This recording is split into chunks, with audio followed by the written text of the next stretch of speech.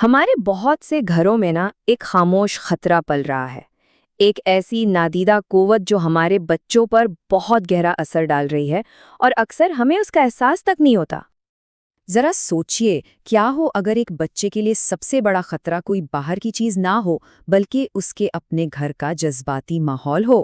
یہ ایک ایسا سوال ہے جو ہمیں سیدھا اس مسئلے کی جڑ تک لے جاتا ہے۔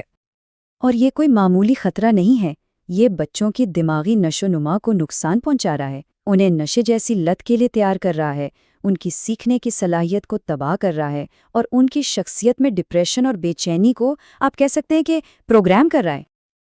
تو یہ خطرہ آخر ہے کیا؟ اس کا نام ہے کورٹیسول۔ اچھا، یہ ہے کیا چیز؟ یہ جسم کا بنیادی سٹریس ہارمون ہے۔ دیکھیں، تھوڑی بہت مقدار میں تو یہ بالکل نارمل ہے، بلکہ کہنا چاہیے کہ ضروری بھی ہے۔ یہی تو ہے جو بچوں کو صبح اسکول کے لیے تیار کرتا ہے یا امتحان میں توجہ دینے میں مدد دیتا ہے۔ لیکن مسئلہ تب بنتا ہے جب اس کی مقدار بہت زیادہ ہو جائے اور مسلسل زیادہ ہی رہے، تب یہ ایک زہر کی طرح کام کرتا ہے، ایک ایسا زہر جو خاص طور پر بڑھتے ہوئے دماغ کو اندر سے کھوکھلا کر دیتا ہے۔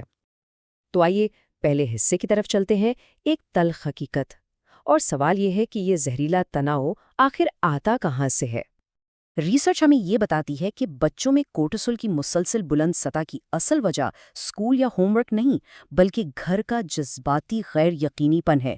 ذرا اس پر غور کریں۔ جذباتی غیر یقینی پن، یہ وہ مسلسل اندرونی کھٹکا ہے کہ اگلے لمحہ کیا ہونے والا ہے۔ کیا ابو آج میری تعریف کریں گے یا کسی چھوٹی سی بات پر ڈانٹیں گے؟ کیا امی آج پیار سے گلے لگائیں گی یا پھر سے کسی اور سے میرا موازنہ کریں گی؟ بس یہی وہ کشمکش ہے جو بچے کے دماغ کو ہر وقت 24 گھنٹے تناؤ میں مبتلا رکھتی ہے۔ ایک ماہر اس کی مثال بہت خوبصورتی سے دیتے ہیں۔ وہ کہتے ہیں، اس غیر یقینی صورتحال میں رہنے والا بچہ جنگ کے میدان میں ایک سپاہی کی طرح ہوتا ہے جو ہمیشہ چوکس رہتا ہے، کبھی بھی مکمل طور پر پرسکون نہیں ہو پاتا۔ اور یہاں ایک بہت ہی اہم نقطہ سمجھنے کی ضرورت ہے۔ مسئلہ سختی کا نہیں ہے، مسئلہ غیر متوقع رویے کا ہے۔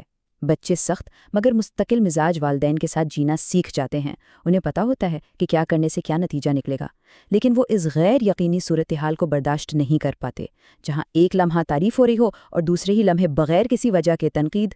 یہی وہ غیر یقینی پن ہے جو ان کے اندر کورٹیسول کا سیلاب لے آتا ہے۔ اب ہم دوسرے حصے کی طرف بڑھتے ہیں، وہ پوشیدہ نقصان جو نظر نہیں آتا۔ سوال یہ ہے کہ اس دائمی تناؤ کے اندیکھی نتائج آخر ہوتے کیا ہیں؟ اس سے یوں سمجھیں کہ high cortisol carbon monoxide poisoning کی طرح ہے، خاموش، نادیدہ، اور جب تک آپ کو علامات کا احساس ہوتا ہے تب تک بہت بڑا نقصان ہو چکا ہوتا ہے۔ سائنسی مطالعے کے اعداد و شمار تو واقعی ہوش اڑا دینے والے ہیں۔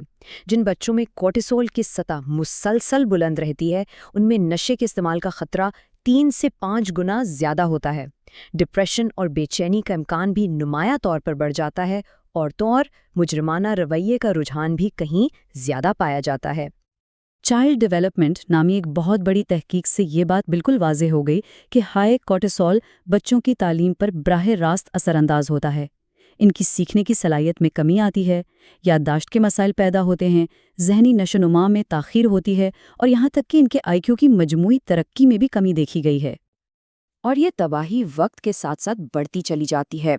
چند مہینوں میں ہی بچے کی توجہ میں کمی اور نیند کے مسائل شروع ہو جاتے ہیں۔ چند سالوں میں بے چینی اور ڈپریشن جڑ پکڑ لیتے ہیں اور والدین پر سے اعتماد ختم ہونے لگتا ہے، اور ایک دہائی یا اس سے زیادہ عرصے میں نشے کا خطرہ بڑھ جاتا ہے۔ وہی نقصان دہ رویے دہرائے جاتے ہیں اور رشتے ٹوٹنے لگتے ہیں۔ ہمارے معاشرے میں کچھ رویے خاص طور پر اس آگ کو ہوا دیتے ہیں۔ پہلا، موازنہ کلچر، تم فلاں کی طرح کیوں نہیں بن سکتے؟ دوسرا، شرمندگی کا ہتھیار، تم نے تو خاندان کی ناک کٹوا دی۔ تیسرا، مشروط محبت، میں تم سے تبھی خوش ہوں گا جب تم اچھے نمبر لاؤ گے۔ اور چوتھا، وہ دھماکہ خیز ماحول جہاں ہر کوئی ڈر کر سہما ہوا رہتا ہے۔ لیکن یہاں سے بات مایوسی پر ختم نہیں ہوتی۔ اب ہم امید کی طرف آتے ہیں، اور سب سے اچھی خبر یہ ہے کہ ابھی دیر نہیں ہوئی۔ اس نقصان کی تلافی بالکل ممکن ہے۔ سب سے اہم پیغام یہ ہے کہ یہ نقصان مستقل نہیں ہے۔ بچے کا دماغ حیرت انگیز طور پر لچکدار ہوتا ہے، وہ ابھی بھی نشو و نما پا رہا ہے اور اس میں خود کو ٹھیک کرنے کی زبردست صلاحیت موجود ہے۔ اور جب والدین اس مسئلے کو حل کرنے کے لیے قدم اٹھاتے ہیں تو نتائج غیر معمولی ہوتے ہیں۔ بچوں کے سٹریس ہارمونز نارمل سطح پر آ جاتے ہیں، ان کی ذہنی کارکردگی بہتر ہوتی ہے، جذبات پر قابو پانے کی صلاحیت مضبوط ہوتی ہے، اور سب سے بڑھ کر والدین اور بچے کا رشتہ پہلے سے کئی زیادہ گہرا اور مضبوط ہو جاتا ہے۔ اور سچ پوچھیں تو یہ کوئی نئی سائنس نہیں ہے۔ ہمارے پیارے نبی صلی اللہ علیہ وآلہ وسلم نے 1400 سال پہلے فرمایا تھا، تم میں سے بہترین وہ ہے جو اپنے گھر والوں کے لیے بہترین ہے۔ یہ بات ہمیں یاد دلاتی ہے کہ جذباتی تحفظ فراہم کرنا ایک لازوال اور بنیادی اصول ہے۔ اور یہ ہمیں ہمارے آخری حصے کی طرف لاتا ہے، والدین کا انتخاب۔ اب فیصلہ والدین کو کرنا ہے۔ تو آخر میں یہ ایک سوال ہر والدین کے لیے ہے۔ آج رات جب آپ کا بچہ سو رہا ہو تو ایک لمحے کے لیے اس کے پاس کھڑے ہو کر خود سے پوچھیں، کیا میرا گھر واقعی ایک محفوظ پناہ گاہ ہے یا میرا بچہ ہر روز انجانے خوف کے سائے میں جی رہا ہے؟ ایک محفوظ مستقبل یا ایک تباہ حال شخصیت، یہ انتخاب صرف اور صرف والدین کا ہے۔